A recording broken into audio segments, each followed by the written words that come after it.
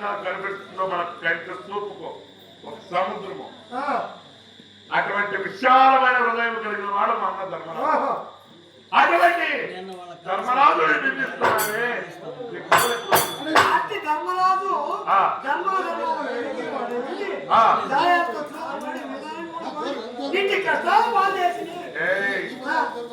యోధమాని ఓడినంత వల్ల కష్టం సంభవించుకున్నావు.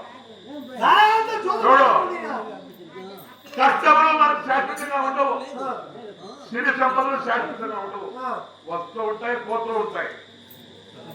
కష్టపడితే బాధపడితే అవుతుందా? అవునా?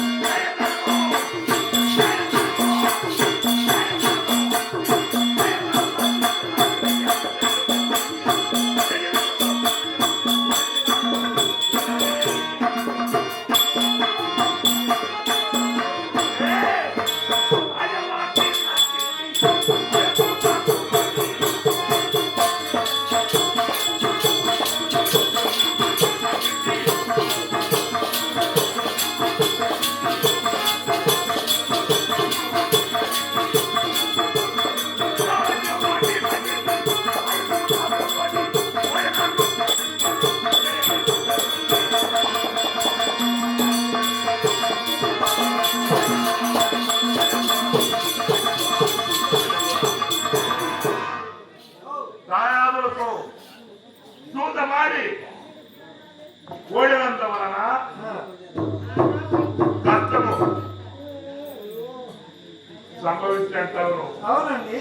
ఆనాడు చెప్పన్నాడు దేశపు రాములనల్లా జయించి ధనము తెచ్చి రాజశ్రీయాలు వంటి చేసినాం. కొండలు కొండలుగా రాసులు పోతే దానా సన్మానం అది శ్రీ సంపద కాదా? ఎప్పటికీ అట్లే నువ్వు సిరి సంపదలు శాశ్వతంగా ఉండవు, కష్టములు శాశ్వతంగా ఉండవు. వస్తూ ఉంటాయి, పోతూ ఉంటాయి. నేను ఆడదాన్ని